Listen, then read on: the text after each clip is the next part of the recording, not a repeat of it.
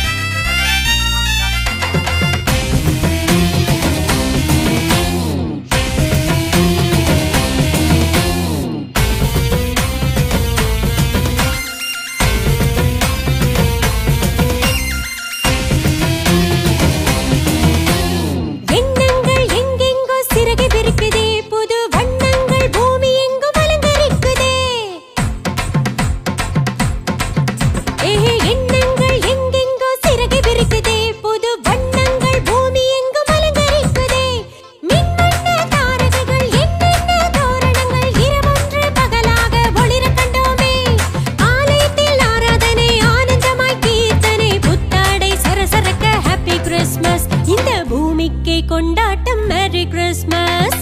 கண்மின்னும் தாரகை கை காட்டும் திசையிலே புல்லனையில் பூவென புனிதர் பிறந்தார்.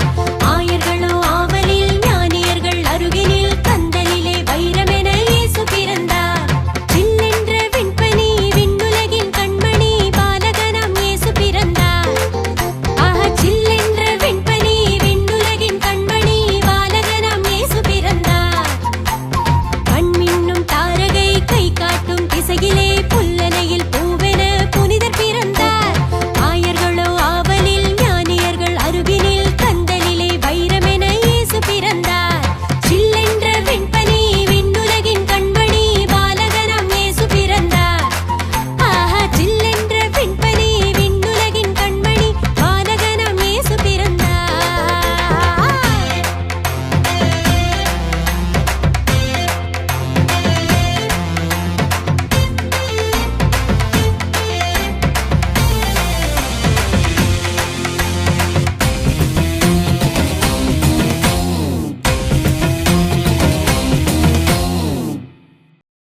கிறிஸ்துவுக்குள் அன்பான கர்த்தருடைய பிள்ளைகளே, எங்கள் யாவரையும் ஆண்டவராகிய இயேசு கிறிஸ்துவின் ஈடு இணையற்ற பரிசுத்த நாமத்தினாலே உங்களை ஆசீர்வதிக்கிறேன், வாழ்த்துகிறேன். கர்த்தர் தாமே நீங்கள் எதிர்பார்க்கும் நன்மைகள் யாவையும் பரத்திலிருந்து உங்களுக்கு அருளி செய்து நீங்கள் இம்மையில் சுகித்திருக்கவும் மறுமையில் நிலைவாழ்வை பெற்றுக்கொள்ள கிருபை செய்வாராக. இந்த நாளிலே நாம் தியானிக்கும்படியான கர்த்தருடைய வார்த்தைக்காக கண்களை மூடி நாம் ஜெபம் செய்வோம். மகா இரக்கமும் கிருபையும் அன்பும் பரிசுத்தமும் நிறைந்து பரத்தில் வீற்றிருக்கின்ற எங்களுடைய பரம தகப்பனே, நன்றியோடு நாங்கள் உம்மை துதிக்கிறோம், உம்மை ஸ்தோத்தரிக்கிறோம். சத்தியத்தை அறியுங்கள், சத்தியம் உங்களை விடுதலையாக்கும் என்று சொன்ன தம்முடைய வாக்கின்படி உடைய வார்த்தைகளை விளங்கிக் கொள்ளவும் எங்கள் வாழ்வில் விடுதலையை பெற்றுக்கொள்ள கிருபை தார். அடியினை மறைத்து உடைய வார்த்தைகளை விளங்கச் செய்யும். இயேசுவின் மூலம் ஜெபிக்கிறோம் வல்லமுள்ள பிதாவே, ஆமென். இந்த நாளிலே நாம் தியானிக்கும்படியாக எடுத்துக்கொண்ட வேத வசனம் மத்தேயு எழுதின சுவிசேஷம் 12வது அதிகாரம் 50வது வசனம். பரலோகத்தில் இருக்கிற என் பிதாவின் சித்தத்தின்படி செய்கிறவன் எவனோ அவனே எனக்கு சகோதரனும் சகோதரியும் தாயுமாய் இருக்கிறான் என்றார். வாசிக்கிட்ட இந்த வேத பகுதியிலே ஆண்டவராய் இயேசு கிறிஸ்து சொல்லுகிறார், எவன் என்னுடைய பிதாவின் சித்தத்தை செய்கிறானோ அவன் எனக்கு சகோதரனும் எனக்கு சகோதரியும் எனக்கு தாயுமாய் இருக்கிறான் என்று சொல்லுகிறார். கிறிஸ்தவம் என்பது ஒரு மதம் அல்ல, அது ஒரு மார்க்கமும் அல்ல. கிறிஸ்தவம் என்பது ஒரு குடும்ப வாழ்வியல்.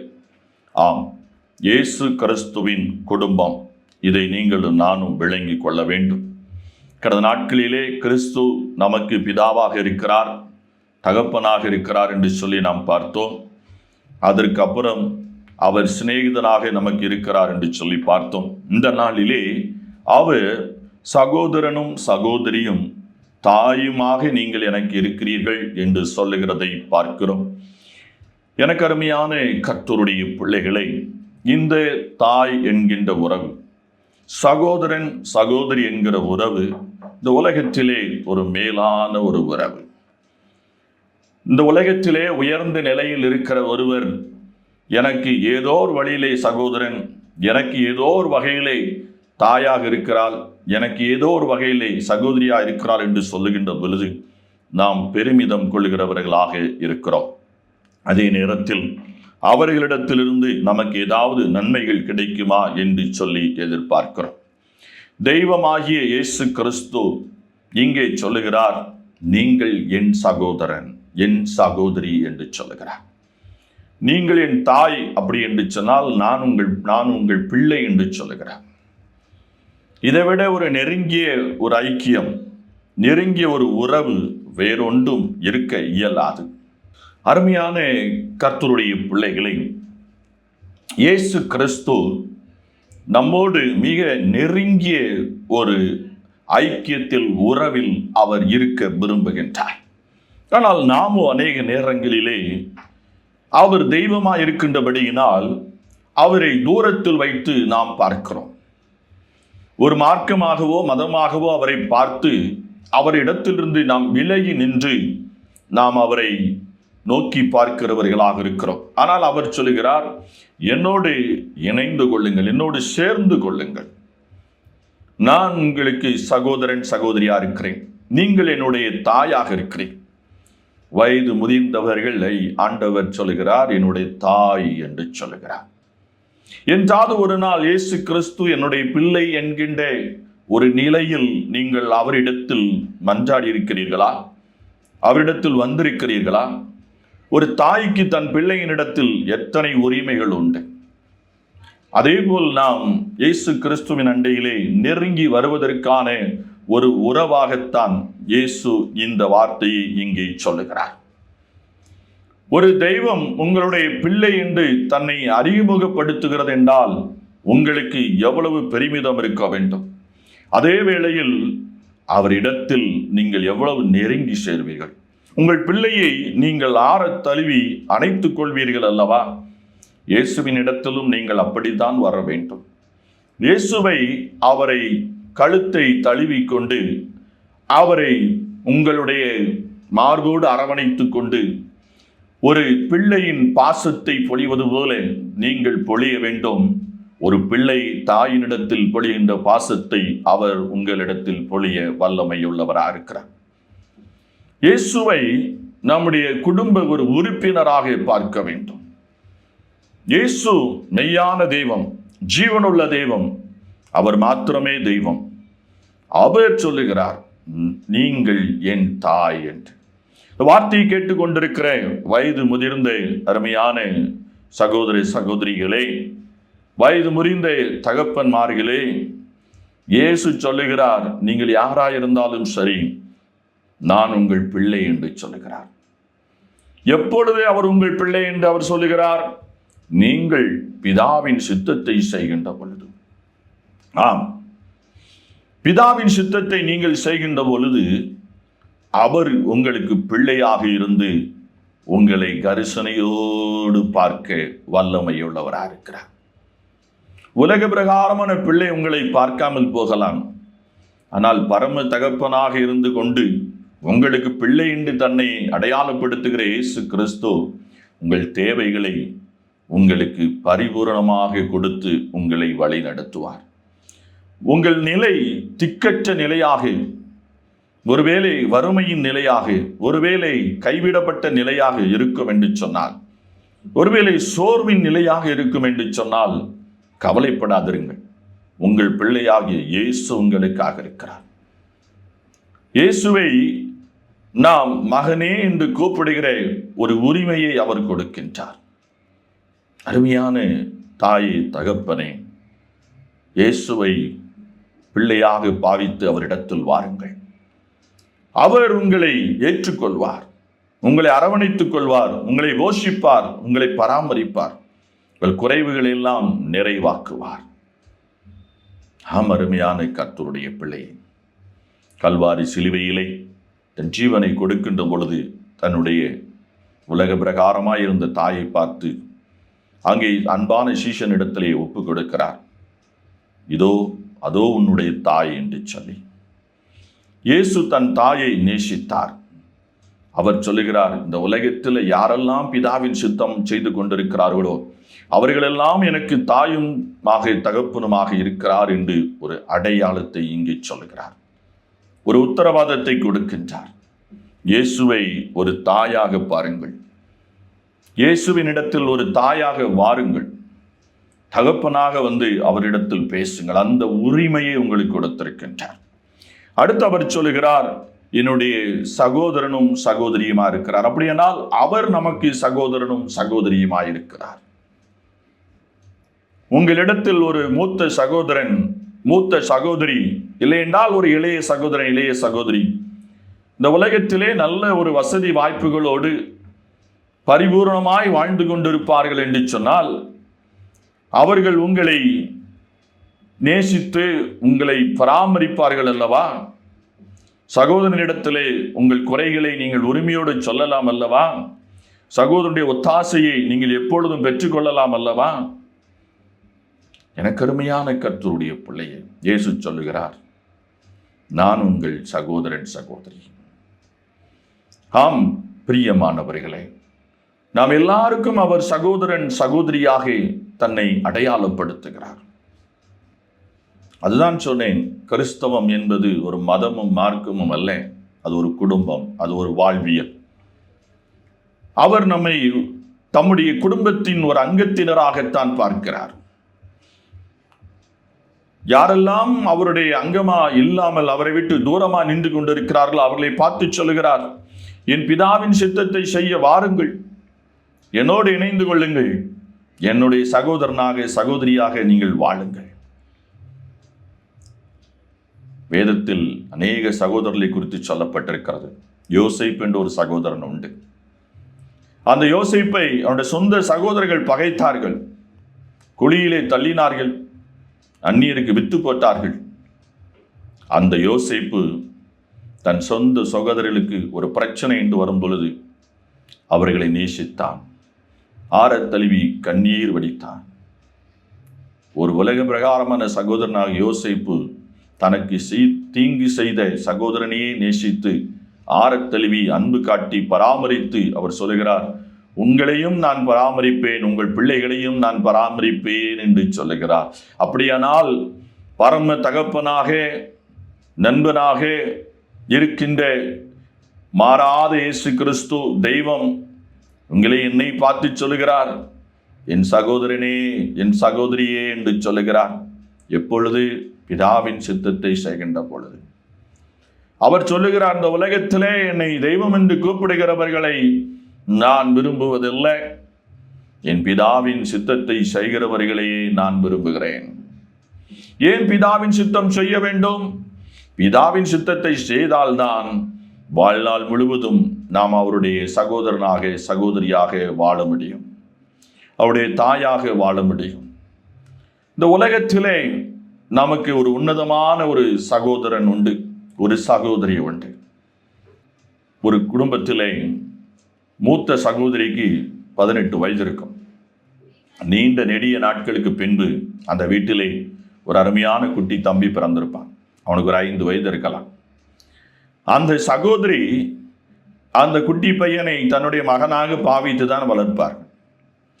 எந்த வீட்டிலேயாவது நீண்ட இடைவெளிக்கு அப்புறம் ஒரு குழந்தை பெற்றால் அதற்கு ஒரு சகோதரி மூத்தவள் இருப்பாள் என்று சொன்னால் அவள் அந்த குழந்தையை தன் குழந்தையை போல பாவித்து பராமரித்து வளர்த்து ஆளாக்குவாள், சீராட்டி தாளாட்டுவாள். அந்த சகோதரி தாய்க்கு மேலாக அந்த குழந்தையை பராமரிப்பாள். அதைதான் மோசையினுடைய சகோதரியை குறித்து வேதத்தில் பார்க்கிறோம்.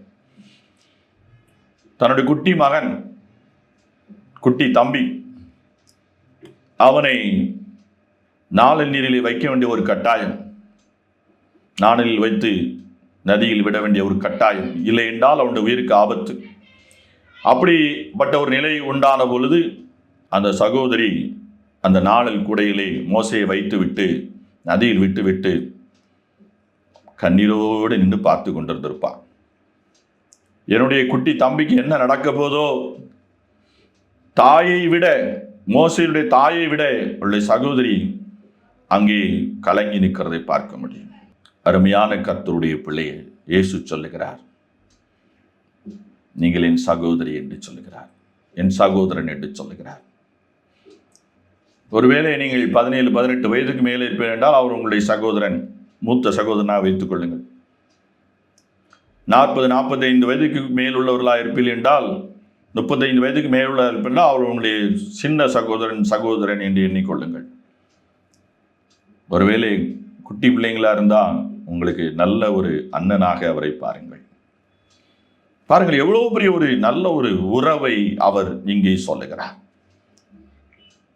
எனக்கு அருமையான கர்த்தருடைய பிள்ளை, இந்த உலகத்திலே இந்த சகோதர உறவு சகோதரி உறவில் இருக்கிற ஒரு வேளை நம்மை விட உயர்ந்து விட்டால் நம்மை சகோதரன் என்று சொல்வதற்கு வெட்கப்படுவார்கள், அவமானப்படுவார்கள். ஆனால் இயேசு சொல்லுகிறார், அவர் தெய்வமா இருக்கிறார். அப்படி இருந்தும் சொல்லுகிறார், மனுக்குலத்தை பார்த்து என் சகோதரன் என் சகோதரி என்னுடைய தாய் என்று அவர் சொல்லுகிறார். எவ்வளவு பெரிய மகிமையான காரியம் பாருங்கள். அவர் எவ்வளவாய் நம்ம நேசிக்கிறார் என்று சொல்லி பாருங்கள். அப்படித்தான் இந்த உலகத்தில் வாழ்ந்த பொழுதும் பாவத்தில் வாழ்ந்த மனிதர்களோடு புசித்தார். அப்பொழுது சொன்னார்கள், இவர் பாவிகளோடும் ஆயக்காரர்களோடும் பந்தி இருக்கிறாரே என்று சொன்னார்கள். அவர் வெட்கப்படவில்லை, அவமானப்படவில்லை. ஏனென்றால் அவர்களை தன்னுடைய சொந்த சகோதரனாக சகோதரியாக அவர் பாவித்து பார்த்தார். அவர்களை பாதுகாக்க வேண்டும். இந்த உலகத்திலே அவர்கள் வாழுகிற நாட்கள் எல்லாம் அவர்களை பராமரித்து அவர்கள் நித்திய வாழ்வுக்குள் கொண்டு செல்ல வேண்டும் என்கின்ற தீராத சிந்தை, ஆவல், அன்பு அவருக்கு நம்மேல் இருந்தது. எனக்கு அருமையான கர்த்தருடைய பிள்ளையே, என்றாவது இயேசு கிறிஸ்துவை உங்களுடைய சொந்த சகோதரனாக சகோதரியாய் பார்த்திருக்கிறீர்களா? சிந்தித்திருக்கிறீர்களா? அப்படிப்பட்ட எண்ணத்தோடு அவரிடத்தில் வந்திருக்கிறீர்களா? இன்று வந்து பாருங்கள். இந்த அப்படிப்பட்ட ஒரு ஐக்கியத்தோடு உறவோடு கூட இயேசுவை நோக்கி பாருங்கள். அருமையான வயதான தாயே, தகப்பனே, இயேசுவை எப்படி பார்க்குறீங்க? உங்கள் பிள்ளையா பார்க்குறீங்களா? பாருங்க. உங்கள் பிள்ளைட்ட உரிமையோடு நீங்கள் கேட்பதை போல இயேசுவின் இடத்துல கேளுங்க. நீங்கள் எனக்கு பிள்ளைன்னு சொல்லியிருக்கீங்களே, நீர் எனக்கு பிள்ளைன்னா அதை விட எனக்கு வேற என்ன பாக்கியம் வேணும் என்று சொல்லி அவரிடத்தில் உரிமையோடு வாருங்கள். எனக்கு அருமையான கர்த்தருடைய பிள்ளையே, இயேசு நமக்கு நெருங்கிய ஒரு உறவாக இருக்கின்றார். அதை நாம் நம்முடைய வாழ்விலே நடைமுறைப்படுத்தி பார்க்க அவர் விரும்புகின்றார். அவர் நம்மை சகோதரனாக சகோதரியாய் பார்க்கிறார்.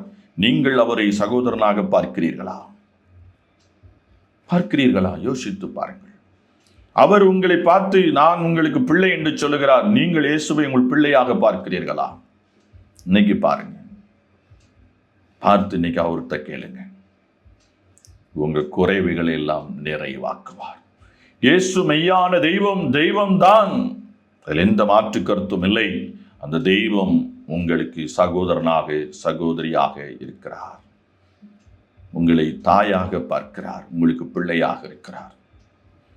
ஆகவே எனக்கு அருமையான கர்த்தருடைய பிள்ளையே, கிறிஸ்தவம் என்பது ஒரு குடும்பம், ஒரு வாழ்வியல், ஒரு குடும்ப வாழ்க்கை, கிறிஸ்துவின் குடும்ப வாழ்க்கை. அது கிறிஸ்துவின் குடும்பம். இதை நீங்கள் விளங்கிக் கொள்ள வேண்டும். தெய்வம் என்று சொல்லி அவரை தூர வைத்து விடக்கூடாது. அவர் தெய்வம் அல்லவென்று அல்ல, அவர் தெய்வம் மாத்திரமே, தெய்வம்தான். அதில் எந்த ஒரு துளியும் சந்தேகம் இல்லை. அந்த தெய்வம் நம்மை பார்த்து சகோதரன் என்று சொல்லுகிறார், சகோதரி என்று சொல்லுகிறார். ஆகவே இன்று முதல் இயேசுவின் இடத்துல வரும் பொழுது சொந்த சகோதரனாக பாவித்து வாருங்கள். உங்களுடைய பிள்ளையாக பாவித்து வாருங்கள். கர்த்தர் உங்களை தம்முடைய பரிபூர்ண ஆசீர்வாதத்தினால் ஆசீர்வதிப்பார். கண்களை மூடி கர்த்தருடைய வார்த்தைக்காக நாம் ஜெபம் செய்வோம்.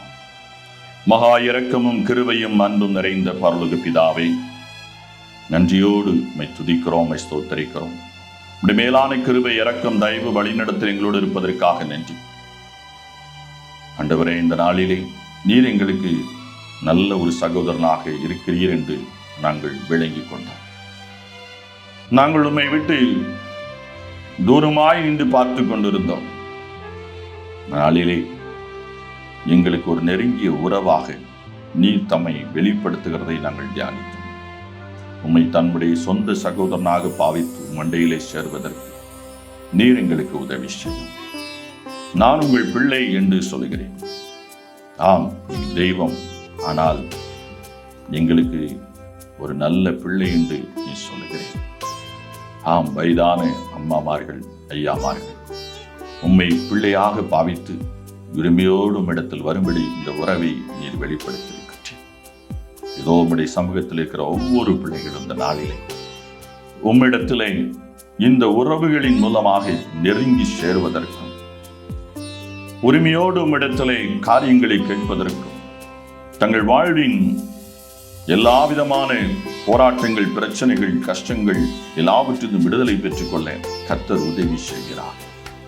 இதோ உம்முடைய பாதத்திலே வந்து நிற்கிற ஒவ்வொரு பிள்ளைகளையும் நீர் ஆசீர்வதிப்பீரார்.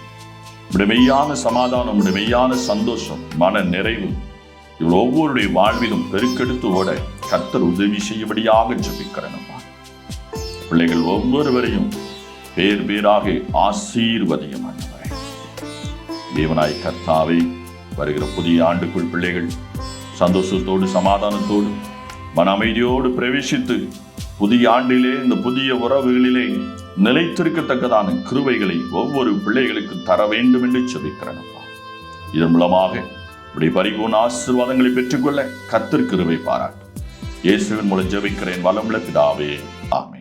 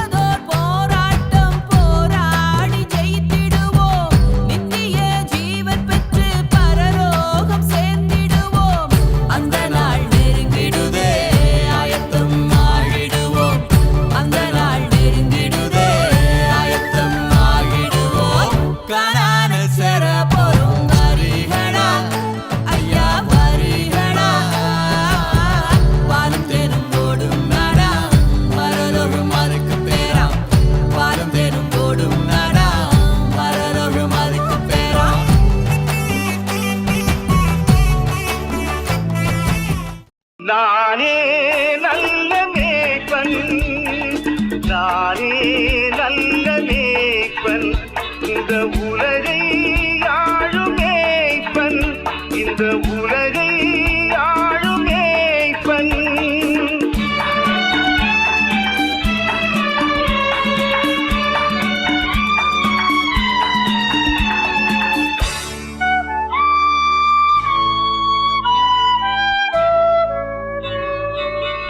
மந்தை மேய்க்கும் மேய்ப்பனாய், இசையான மைந்தனாய். மந்தை மேய்க்கும் மேய்ப்பனாய், இசையான மைந்தனாய். இதை நீக்கும் நேசனாய், இதை நீக்கும் நேசனாய். வந்தேன் சொந்தமாய், நானே நல்ல